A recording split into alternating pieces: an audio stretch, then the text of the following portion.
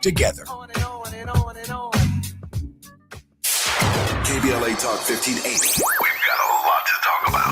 KBLA Talk 1580, connecting you with services and solutions. If you need help getting your resume in order, finding job training, or landing a job, we've got 3 great options for you. First, the City of Los Angeles has WorkSource centers across the area offering free job support. The California Workforce Development Board can help you with everything from GED prep to vocational training at no cost to you. On the federal level, the Department of Labor's American Job Centers offer a full range of services for job seekers and businesses alike. Visit careeronestop.org, or for more info, just call California's Help Center or visit cwdb.ca.gov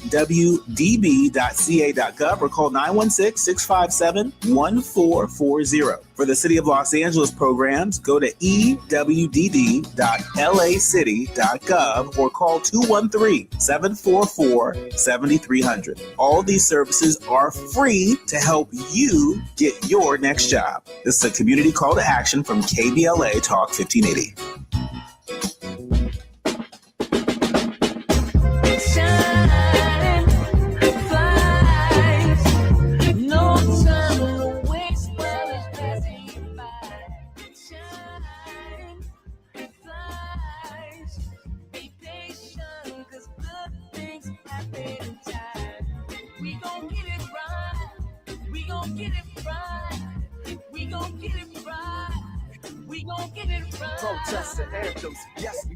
You are listening to and streaming A More Perfect Union on KBLA Talk 1580. I'm Dr. Nii-Quartelai Quartey, your host and White House correspondent.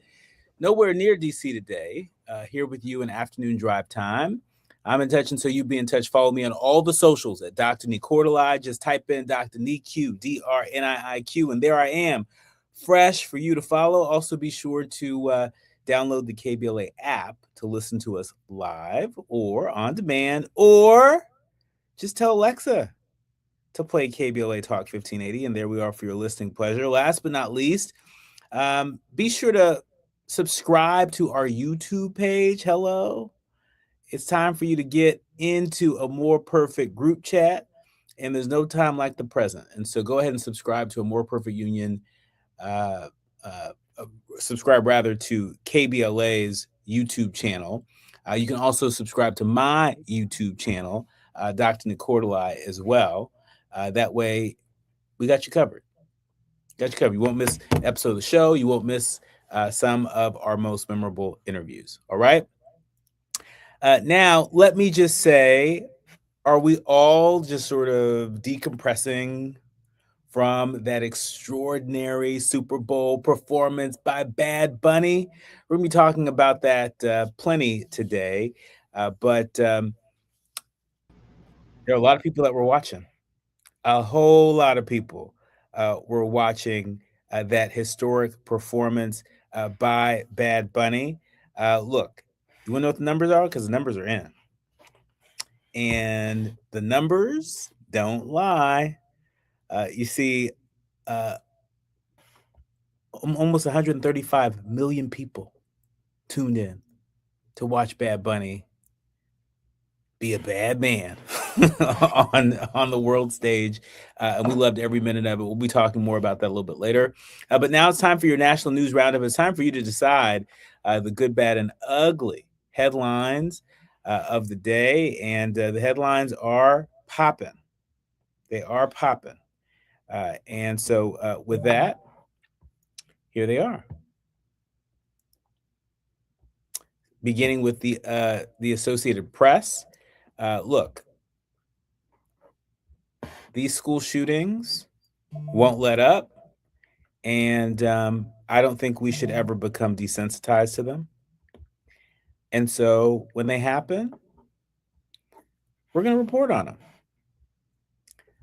Because that's just what we should do. The Associated Press is reporting that a student is shot in a Maryland high school and another student is in custody. A student was shot inside high school in Maryland today. One student was found with a gunshot wound in a hallway and was taken to a hospital in stable condition. This according to the Rockville City Police Department. The suspect, also a student, was identified and arrested near the school shortly after. Officers were dispatched around 2:15 p.m. local time because of reports of shots fired at Thomas S. Wooten High School in Rockville. It's a suburb of Washington, D.C. There is text from a daughter. Daughter sort of texted her parent and said, quotes, "Everyone's acting like we're going to die. If anything happens, I love you." Other parents were glued to their phones trying to communicate with their kids. This story is developing. We'll let you know as more information becomes available. But who wants to get a text like that? Doesn't have to be that way. Doesn't mean we can prevent every tragedy involving a gun, but we can certainly do more. And this is just another reminder that we can do more. In other news, speaking of doing more, artificial intelligence experts are working with cops to find clues in the Nancy Guthrie ransom note. The LA Times reporting that investigators in the Nancy Guthrie abduction are consulting with AI experts to examine ransom notes to determine the validity and possible origins of the message.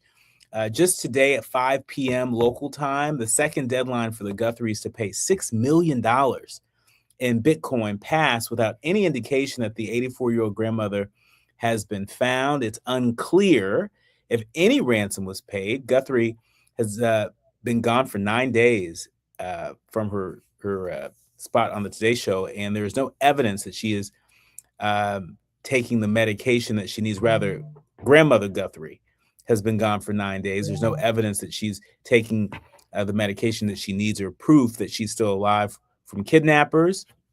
The sources who discussed the case on conditions of anonymity say that Guthrie's disappearance, which police initially said was a missing persons case, was odd from the beginning. And the mystery is only deepened with time. In this case, 21st century technology has been added. It's added a new dimension to this. And so we'll see what difference AI makes in this case. And, I think a lot of people are wondering what difference AI might make in other missing persons cases as well. And Ghislaine Maxwell in the news pleading the fifth, but says that she'd speak fully and honestly if Trump grants her clemency. NBC News reporting that Jeffrey Epstein's co-conspirator refused to answer questions from the House Oversight Committee, but her attorney said she's prepared to speak fully and honestly if Trump gives her clemency. Her lawyer said in a statement, only she can provide the complete account before invoking her Fifth Amendment right against self-incrimination. And so the ball's in Trump's court. If he's really saying, hey, nothing to see here, okay, grant her clemency. Let her talk. I don't think that's going to happen. I have a feeling you don't think that's going to happen either. When we come forward, we'll be joined with Alan Orr, our resident immigration lawyer, the people's immigration lawyer, I should say. We're going to get his reaction to some of the biggest headlines trending in the news, including some news that just broke shortly before we went on air, where a judge has struck down California's ban on masks for federal agents. You might remember this is an issue that has been in the news for at least the past couple weeks, heavy in part because the LAPD police chief, remember he said that they weren't going to enforce the mask ban. They weren't going to enforce it here in LA. And there are a lot of activists and a lot of critics that said, wait a minute, that's not your role. Well, now the plot has thickened. A federal judge today said that California could not prohibit federal law enforcement agents from wearing face masks unless it amended the law to also apply to state agents. But the judge did allow the state to require federal agents to display identification. We're going to get Alan's reaction to this and more when we come forward. You're listening to and streaming A More Perfect Union on KBLA Talk 1580. You're listening to A More Perfect Union on KBLA Talk 1580. We've got a lot to talk about. My perfect day has sand, salt water, and friends. But my moderate to severe plaque psoriasis can take me out of the moment. Now I'm all in with clearer skin thanks to Skyrizi. Risankizumab Riza, a prescription-only 150 milligram injection for adults who are candidates for systemic or phototherapy. With Skyrizi, most people saw 90% clearer skin, and many were even 100% plaque-free at 4 months. Skyrizi is just 4 doses a year after 2 starter doses. Don't use if allergic to Skyrizi. Serious allergic reactions, increased infections, or lower ability to fight them may occur. Before treatment, get checked for infections and tuberculosis. Tell your doctor about any flu-like symptoms or vaccines. Thanks to Skyrizi, there's nothing on my skin, and that means everything. Ask your doctor about Skyrizi, the #1 dermatologist-prescribed biologic in psoriasis. Visit Skyrizi.com or call 1-866-SKYRIZI to learn more.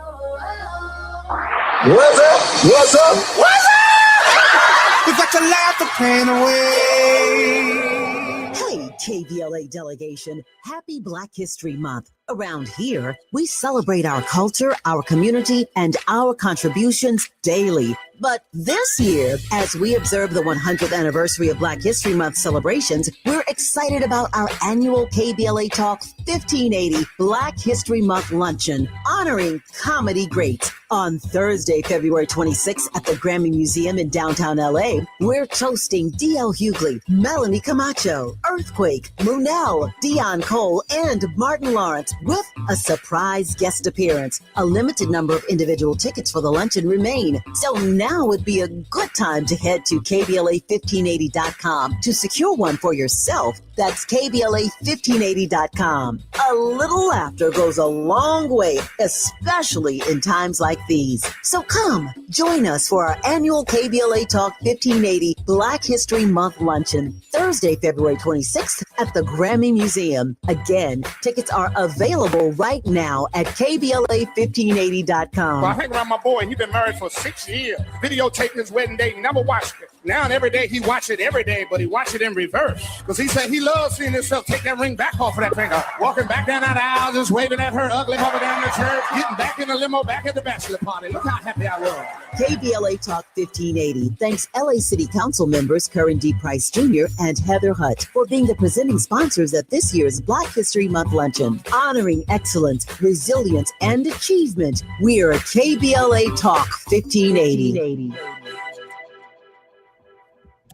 Hit me! National news, the consequence, informed opinion, and analysis beyond the headlines. You're listening to A More Perfect Union on KBLA Talk 1580.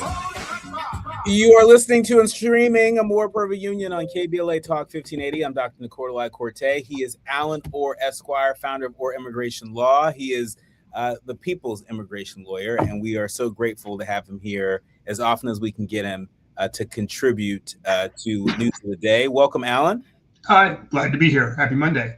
Happy Monday. Well, first things first, before we jump into a little bit of breaking news, I want to give you an opportunity to react to Bad Bunny's Super Bowl performance. Everybody's talking about it. He really put Puerto Rico front and center in that performance. A lot of folks on the right said that they thought this sort of activist pick to lead the Super Bowl halftime show, they thought it was a bad idea. Folks on the left have said that, we need a little bit of joy, considering what our communities have been facing with these ICE raids. What say you? So, I enjoyed it, right? I do not speak Spanish fluently, and I enjoyed it. You don't have to speak Spanish to enjoy it. So one would be, I've spent many occasions at operas where people speak Italian, and people pay $500 to listen to Italian for 3 hours, and they never complain. So that's one on the take of that. Number two is 1 in 7 Americans speak Spanish, so it's not so odd that it not to be Spanish. Bad Bunny just won a Grammy. He's the top streaming artist on most of the sites, and he owns most of his own music, right? So it was a little bit of a story of coming up, and Puerto Rico is part of the United States, right? No big surprise. So it's not as if it's separate from the United States. It isn't like they just joined the Union. They've been part of the United States for a very long time. It's one of the few territories where you can have forms in both Spanish and English, right? A lot of forms, the government forms are in Spanish and English, and that has happened for a long time. So welcome surprise. And we don't have a problem going to Puerto Rico to enjoy the culture and to hang out on the beaches without having to get a visa. So no big issue there. And I also ask people to consider that Puerto Rico pays around $5 billion worth of federal taxes every year, yet they have no one sitting in Congress representing them, never have, much like the people of DC. So they're just a big tax boondoggle for people for entertainment, but no representation, no sort of things getting things changed in Puerto Rico. So if you don't want their taxes, that's another thing, but that's not, but you're taking their taxes and sort of saying they're not American. I think that's the other sort of weird thing, is that in our culture, because I've heard this, and I don't know if it's true or not, that the president is planning to erect a statue of Christopher Columbus in the former front of the White House, because Christopher Columbus has been removed. Most of white culture is very quick to celebrate their roots being from somewhere else, that speak very different languages. But when something is very American and just has something they don't understand, they're not welcome to sort of explain that. So it's weird to me because, I love Kendrick Lamar like the last person, but I didn't understand everything Kendrick Lamar said in the last rap because I'm old. I like clear rap, and the mumble rap is just a little bit different for me. So for me, great cultural expression, great in about the Americans, great message about believing in yourself, right? And sort of raising out because his career, and a great story of Puerto Rico, and really well put together, and a lot of key signs to tons of people, right? Cardi B was there, the filming that sort of modeled some of Spike Lee's filming, all the culture that was along the way. It was a journey, and if you didn't like it, you just didn't want to like it. That's right, and it's art at the end of the day, and so much of any artistic expression is in the eye of the beholder. I particularly enjoyed the beginning, middle, end of the performance, particularly the end of the performance, where he says sort of "God bless America," referring to the Americas, right? So North America, the United States, South America, and everything in between. It really felt like a message of unity, like we haven't seen, or like we really needed quite desperately. And so, again, big salute to Bad Bunny. Sounds like you got a couple fans right here. That's what I say. And I also say, you know what, just because it's the space for it to say it in, point to Puerto Rico on a map. If you can't point to Puerto Rico on a map, then please don't talk about it. Mic drop. In other news, we know that most folks can point to California on a map, but that is not giving folks much comfort. As I mentioned before the break, a judge has struck down California's ban on masks for federal agents. Judge Christian Snyder of the Federal District Court here in LA, he issued this preliminary injunction against the mask ban, ruling that California's new law was unconstitutional because it did not impose the same requirements on all federal, state, and local law enforcement officers. Is that sort of a legitimate reason to strike this down, Alan? Sure, absolutely legitimate reason. And let me also explain that in the law, much like in the civil rights movement, sometimes you have to fail forward. So what California did was they did something bold and they took action. And I hope other states follow behind them and saying, you know what, we can do something, right? Even if they fail in court, which is something that we have not learned from the Republicans yet. Sometimes you have to fail in court to go back, reshape it, and to win again. That's how the travel ban is working right now. The former Trump administration failed in the travel ban 3 times to get to the travel ban that they have today that's working through the courts. So this is a statement from the court saying, if you want this to work, this is how it has to work. So this is if California's going to go, oh my God, we lost, we can't do anything. Now California's going to say, okay, everybody, no mask for everybody. They come right back into court and they're ready to have a better case. So it is a fail forward, not a fail backwards. And this also offers a blueprint to other states, because I know a number of states and municipalities sort of been wringing their hand on this question of whether or not they could actually successfully ban ICE from wearing these masks. Well, it seems to me that this California judge, this federal judge, is offering states and municipalities a blueprint, no? Absolutely. And I think statewide, I think Ohio's looking at it right now. I think Maine had looked at it before, but the question should be to the American people, why do you need a mask if you're just doing law enforcement? What are you hiding behind? And so if the concern is all this sort of thing that people coming after them, the common police don't wear masks, judges don't wear masks, people in Congress don't wear masks. So how do you actually know that it's an ICE officer that you're in confrontation with, or how they can be held accountable? And that's the most important thing. Where's the accountability? Yeah, yeah. Where is the accountability? And also, a lot of people are asking, where is the unity? Where is the unity, particularly when it comes to what's taking shape overseas during the Winter Olympics? We're seeing that conflict is meeting competition. Trump's immigration agenda, is creating some controversy just days into the Winter Olympics. The Associated Press is reporting that the early days of the Milan Games has been roiled by some tumultuous political debate among U.S. American athletes and how they face persistent questions about Trump's aggressive immigration enforcement agenda and their comfort in representing a country whose policies are increasingly controversial on the world stage. I think I saw Trump, tweet at or post at an Olympic athlete that gave voice to these mixed feelings that they had representing the United States at this particular point in our history, given all that's going on. And Trump called them a loser. He called the person representing the United States competing in the Winter Olympics a loser. Yeah. So I think part of the problem here, well, there are a couple of things. Let's set it up first.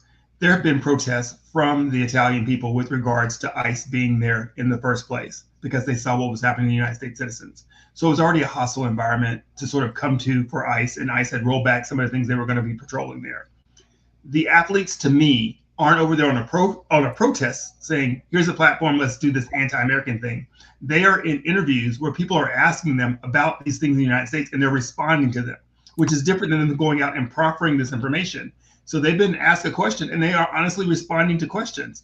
But then you find yourself in that James Baldwin moment where you can't love a country enough to hate things about the country. You either have to love it all whole and just take it all, or you just hate it all together. And that's the peculiar thing about this country, that when they're not in office or in control, they can hate the country all day. But when they're in control, you have to love it all or you're just not American.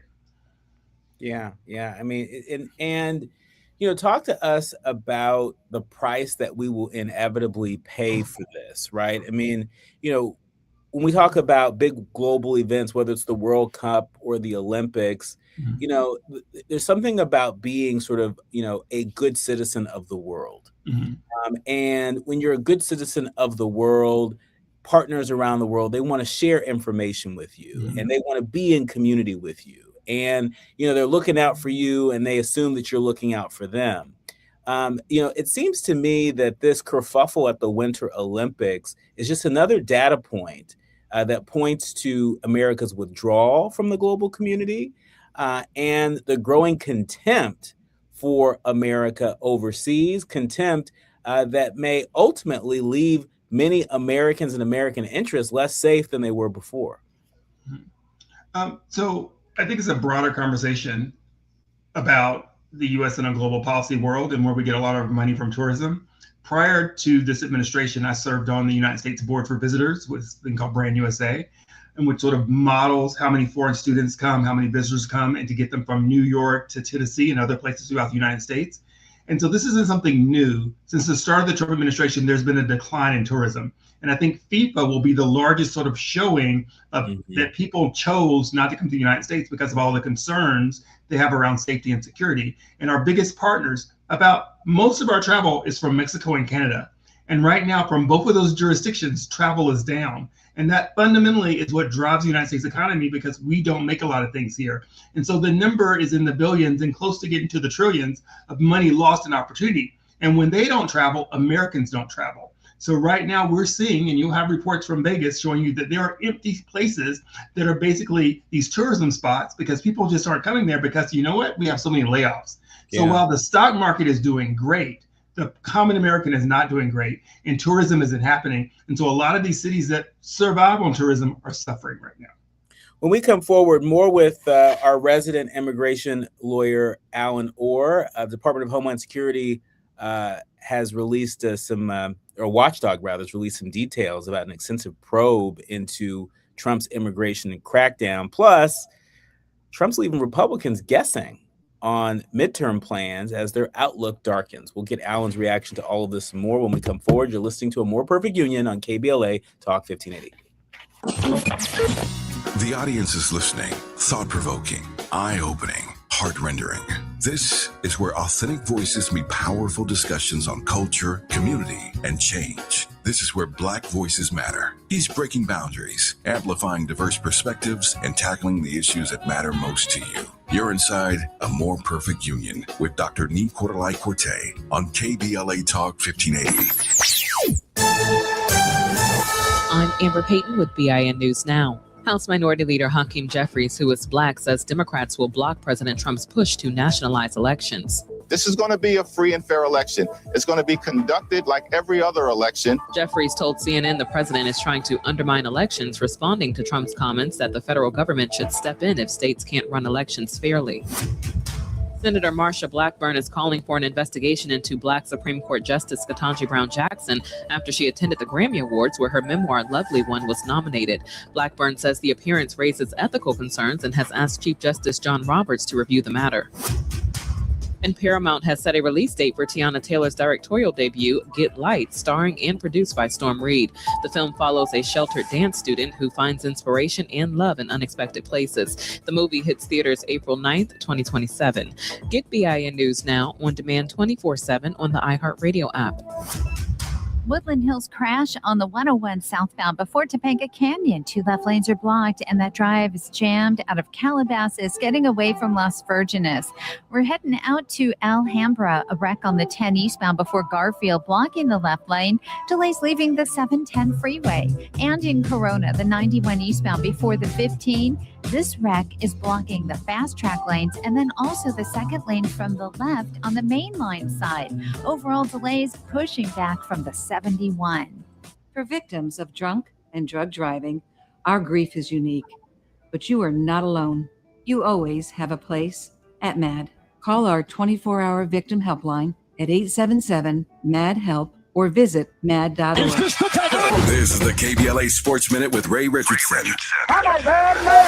The winning streak for the UCLA women's basketball team, the number 2 team in the country, is up to 17. Before Sunday's Super Bowl, UCLA held on for a 69-66 win at number 8 Michigan. Bruins center Lauren Betts had 16 points, 16 rebounds, and 3 block shots. Sunday's victory was the 9th win for the Bruins this season over a top 25 team. We're 4 days away from the start of NBA All-Star Weekend in Inglewood. The festivities jump off Friday night with the NBA's HBCU Classic. The men's basketball teams from Hampton and North Carolina A&T will meet up at the Forum.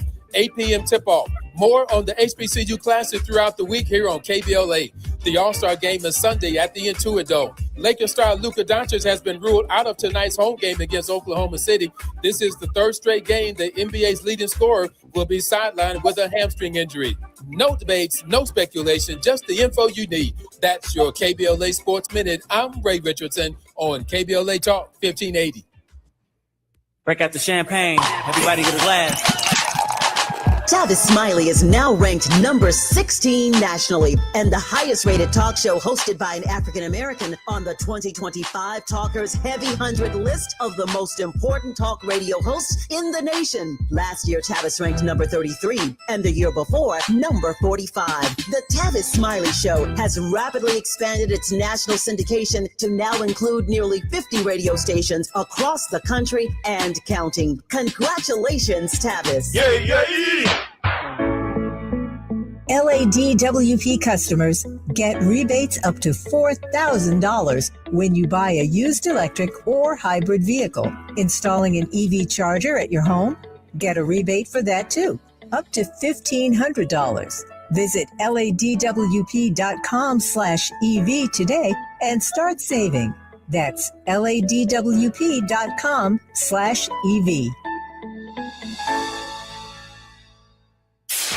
KBLA Talk 1580. We've got a lot to talk about.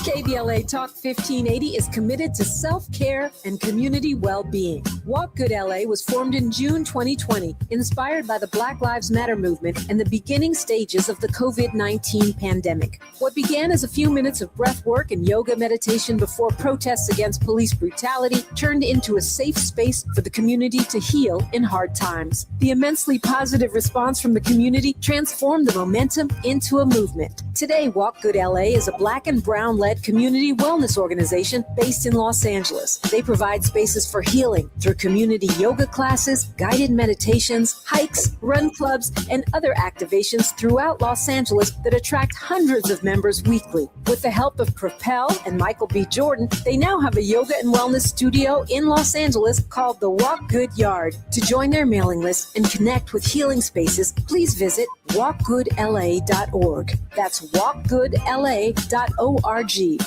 Or find them on Instagram at walkgoodla. This is a community call to action, a community call to healing from KBLA Talk 1580. Now back to building a more perfect union on KBLA Talk 1580. You are listening to and streaming A More Perfect Union on KBLA Talk 1580. I'm Dr. Nii-Quartelai Quartey. He's Alan Orr Esquire, the founder of Orr Immigration Law. He is our resident immigration attorney, a More Perfect Union frequent contributor. And Alan, I'm not sure if you saw this headline from Politico reporting that a DHS watchdog has details of an extensive probe into Trump's immigration crackdown. The investigation includes reviews of hiring, interior immigration enforcement, and expedited removal of individuals by ICE and Border Patrol. We are learning more. We still don't know nearly enough, but we're learning that the Inspector General's office is also conducting a probe with Customs and Border Patrol. The investigation, which is reviewing whether CPB conducts interior immigration enforcement in accordance with the department's policies. Does this give you any confidence that there may be some findings here that may offer Democrats and maybe some Republicans looking to create some guardrails for ICE? Does this give you any confidence that this might be the material that they need right about now? So I think, the question is this something new or is this something that has already been known to the government? And I think the answer is it's already been known. And since Minneapolis and the 3 United States citizens that were killed by officers, mostly CBP officers who generally have no enforcement within the interior of the United States, 2 in Minneapolis, 1 in California. And the issue has been, as we might not have spoken about before, that I think many Republicans are waiting till after the midterms so that they know that they've won their primaries. And once they win their primaries in March or April, then they have more freedom off of the leash of the president because they don't want the ire of the White House on them during their primaries.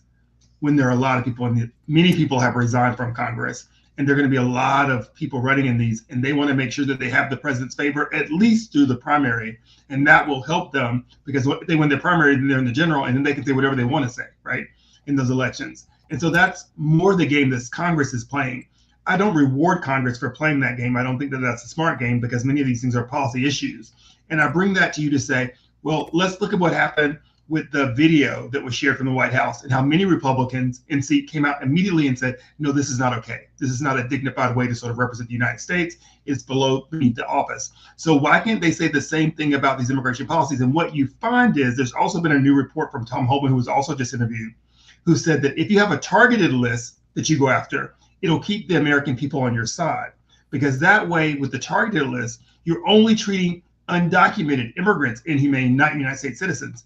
And that's the problem. When we start thinking it's okay to treat others inhumane just because they're not citizens, then it could go forward. And that's what the issue is right now. The sort of inhumanity that's happening is bad, but it's only being reported with regards to United States citizens or children, not with regards to everybody. So we don't have a problem if you're an adult and you have to sleep on the floor or you're in prison or that you're shot. If you're a small kid, we'll talk about that. Or if you have some disease, maybe we'll talk about that. But sort of just treating the common person as a humane citizen, well, we're not worried about that unless they have papers. And if you are here and you do have papers and you are born here and you're a citizen and you're black or brown, I now have the authority to make you prove it.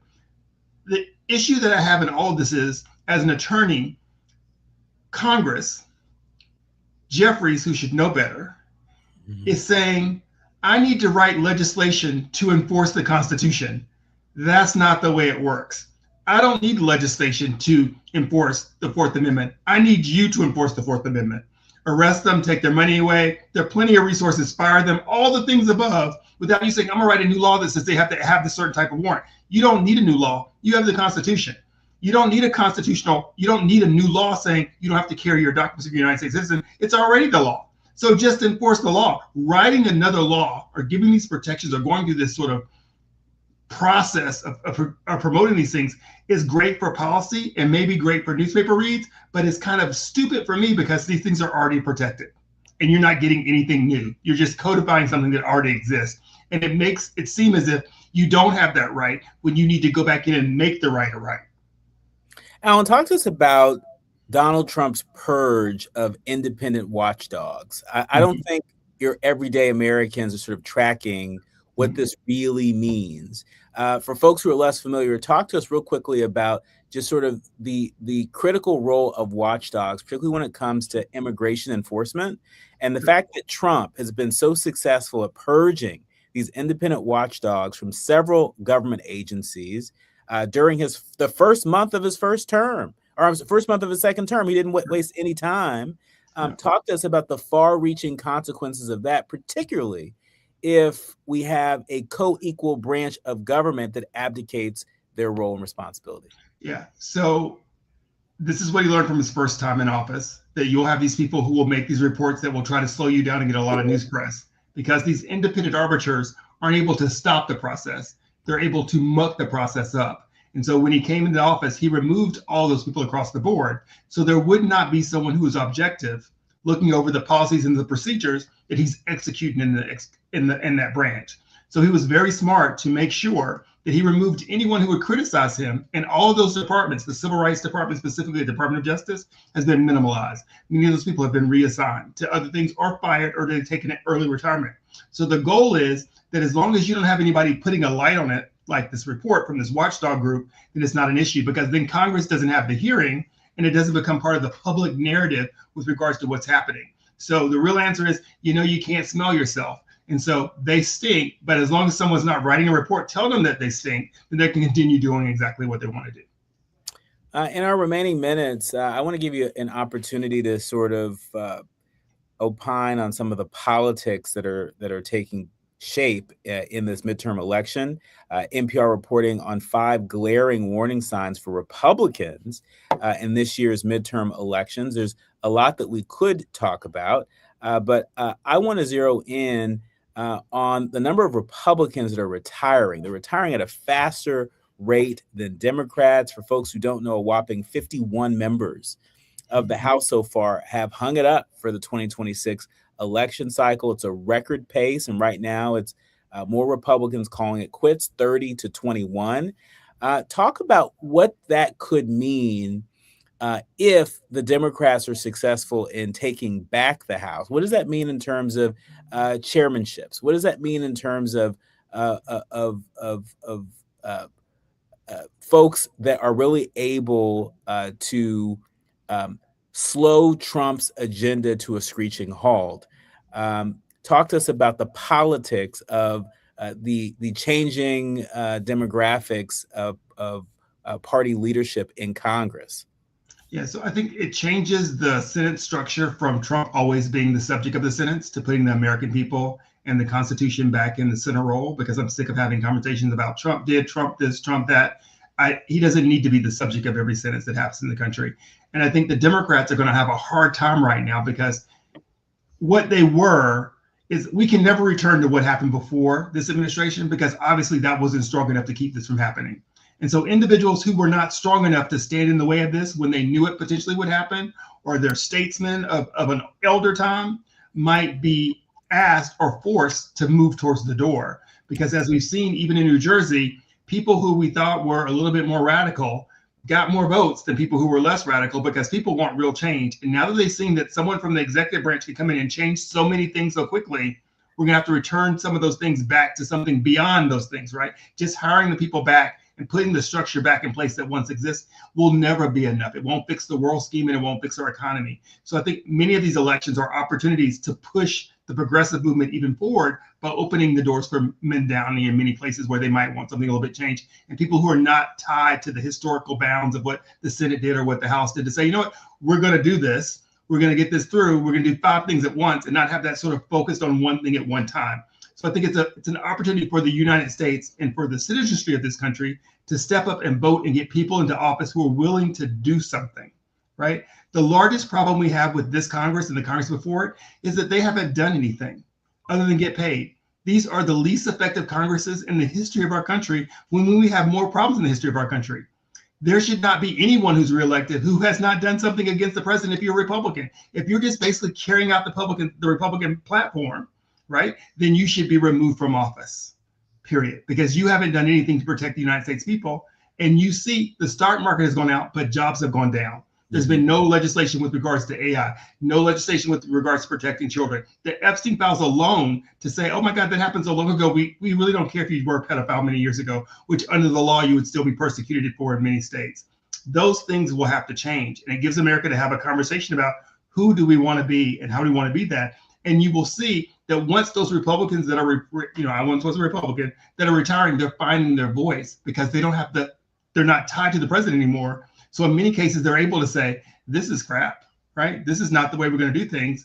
And that may give them a greater voice as they exit the government. But once again, I won't give them cookies because they didn't say anything when it mattered and they haven't done anything when it matters. Key issue, Marjorie Taylor Greene, right? I'm glad she had the epiphany, but the epiphany doesn't do anything for all the damage that she's done along the way. That's right. That's right. I mean, look, Trump is still Ursula. He's still holding their voices. So whether they are in Congress or outside of Congress, I don't see anyone really being able to hold him accountable. I mean, my goodness. I mean, look at what we're seeing in corporate America, for example. Look what we're seeing on Wall Street. The fact that Wall Street is setting records. It broke 50,000, right. And folks are celebrating that. But this sort of haphazard tariff policy that is impacting businesses directly, particularly small businesses. You look at our farmers who are hurting from that. It's like you have people in positions of power, influence, and authority who are doing this. That's right. See no evil, speak no evil. Well, our thanks to Alan Orr for joining us and for reminding us what we need to be paying attention to in the days ahead. Please come back again soon. Thank you so much. We'll see you next time. You're listening to and streaming A More Perfect Union on KBLA Talk 1580. Striving to make America a nation as good as its promise. This is A More Perfect Union on KBLA Talk 1580. We've got a lot to talk about. We ask seniors how to prevent Medicare scams. My best advice, if you get a phone call, do not talk to the person. These people are well trained. Don't talk to them. They don't know me. They're just trying to scam me. Don't be fooled. Hang up. Just hang up. Never give out your Medicare number. They're going to get your number to put in a false claim. If I get a call from someone, I don't pick up the phone. And should I pick up the phone and they ask for information, then I hang up. How do you detect Medicare fraud? Just like I check my credit card statements, I check my Medicare statements monthly. Scammers can get a hold of your number, order medical devices through your account, and you're not even going to know about it if you don't look at your statement. Check your statement every month. If you get your statement and you see something that you know you did not have done, you report it. Call your Senior Medicare Patrol. To report Medicare fraud, call the Senior Medicare Patrol at 855-613-7080. Still battling a thirsty lawn that guzzles water and drains your wallet? Let LADWP turn that patch of grass into a gorgeous drought-smart garden for free. We're talking a full California-friendly landscape makeover designed and installed by pros at no cost to you. That's right, LADWP does the work, you get the upgrade. Ready to transform your yard and save big? Visit LADWP.com/leap. That's LADWP.com/LEAP. KBLA Talk 1580. We've got a lot to talk about. KBLA Talk 1580, connecting you with services and solutions. The Autopsy Initiative provides a second autopsy free of charge for victims' families who have lost their loved ones due to a police-related death. The services offered through the initiative include the completion of a second autopsy, disclosure of preliminary findings, and a final autopsy report. A police-related death is when an individual is harmed by police officers using deadly force, which results in an individual's death. Police-related death includes in-custody deaths, including those that arise during contact with law enforcement officers during arrest, pursuit, booking, transport, or incarceration. The Autopsy Initiative has a team of board-certified pathologists on call. An autopsy request may be completed by anyone with a close relationship with the victim, which may include the victim's spouse, partner, relative, close friend, or lawyer. To request a free second autopsy for a victim of police violence, please visit knowyourrightscamp.com. That's knowyourrightscamp.com. Then click on Autopsy, then click on Request. At KBLA, we believe in justice for victims of police violence. We say their names, and we don't black down. This is a community call to action from KBLA Talk 1580. We face tragedy, but we don't fall into despair. We continue our work to build a more perfect union. You are listening to and streaming A More Perfect Union on KBLA Talk 1580. It's about that time for the quiet part out loud. Now, for folks who are just joining us, I want to remind you that earlier this hour, I had shared what was then some breaking news. The New York Times has reported that a judge has struck down California's ban on masks for federal agents. That's right. A federal judge today said that California could not prohibit federal law enforcement agents from wearing face masks unless it amended the law. It said California's got to amend the law to also apply to state agents, but the judge did allow the state to require federal agents to display identification. Governor Gavin Newsom signed legislation in September that made California the first in the nation, to prohibit law enforcement officers from covering their faces starting January 1st. Federal agents began wearing masks more regularly during immigration raids last year, in large part to avoid being identified by activists. Now, the Trump administration argued that the law was unconstitutional because states could not regulate federal agencies. It also said that California's law was discriminatory because it applied to local and federal officers, but not to those employed by the state. The federal government contended that its agents needed to be able to protect their identities from protesters who threatened to harass or harm them and their families. That's the rationale they're giving. Can you believe that? They out here saying we got to wear masks because we're afraid of the protesters? They're out here saying we're afraid of the mask because we're afraid of the activists?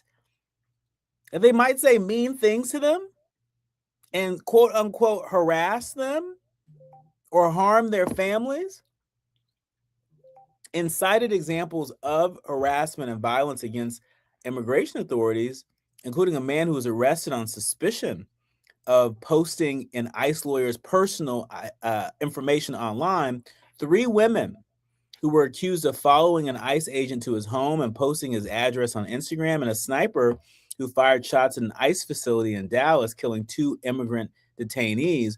In that same lawsuit, the Trump administration also challenged a California law that required agents working in the state to wear visible identification, such as the name or badge number. Judge Snyder, the federal judge I was talking about earlier, he said that the identification law treats all officers similarly, and she rejected the Trump administration's claims that it was unconstitutional. That's what the judge said.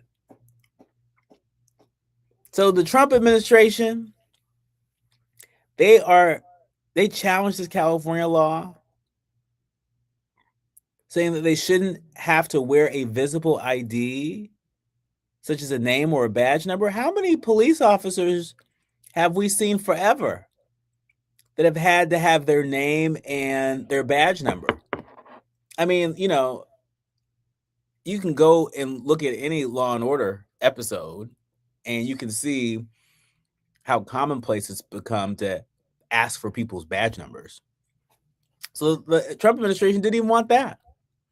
And so this is a really important issue, and it's not going anywhere. And I just want to shout out former LA City Council member Mike Bonin, because if you haven't already, you may want to check out his Substack, where he talks about Jim McDonnell, the LAPD police chief, and the so-called Olympic imperative. And a very thoughtful piece on Substack where former council member Bonin, he makes the point that when LAPD chief Jim McDonnell, when he publicly announced that his department would refuse to enforce California's No Secret Police Act,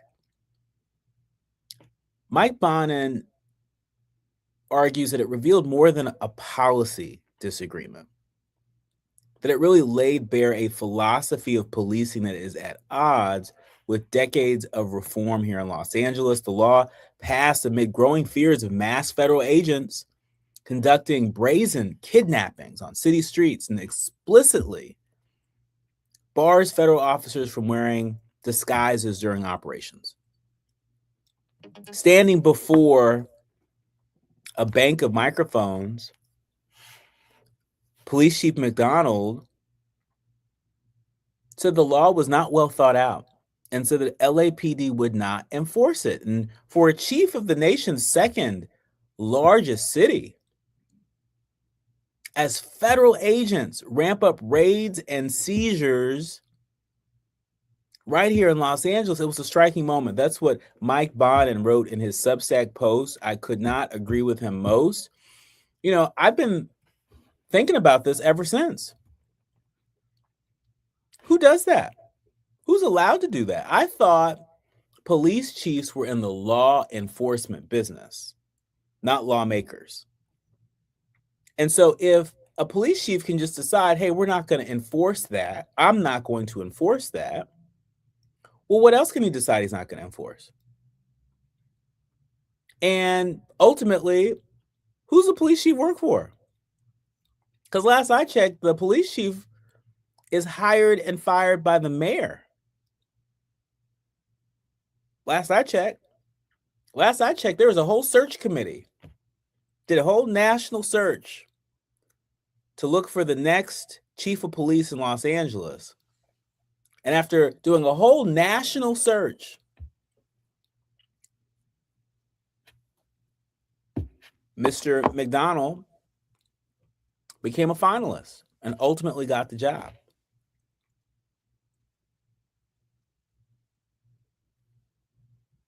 And now, Mr. McDonnell seems to be deciding on his own what laws he's going to enforce or not enforce.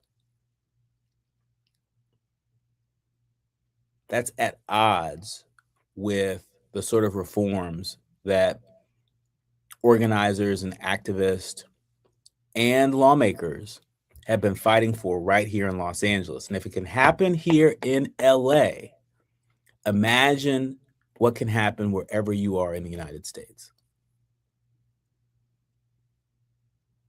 So this thing right here, this has got to be addressed.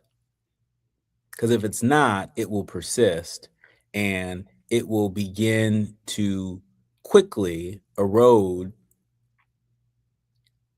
the hard-built trust between law enforcement and some communities here in Los Angeles. That guardian versus gladiator mentality, it's a crazy thing. And what we're hearing from the LAPD police chief on masks sounds very gladiator-like, not very guardian-like. We welcome the LAPD police chief to join us here on A More Perfect Union to share his views in depth, because that's what we do here. You're listening to and streaming A More Perfect Union on KBLA Talk 1580. More when we come forward in our second hour. KBLA 1580 Santa Monica. I'm Amber Payton with BIN News Now. Senator Adam Schiff is criticizing President Trump's push to nationalize elections, saying on ABC's This Week that the move is aimed at suppressing the vote. I think if he intends to try to subvert the elections, he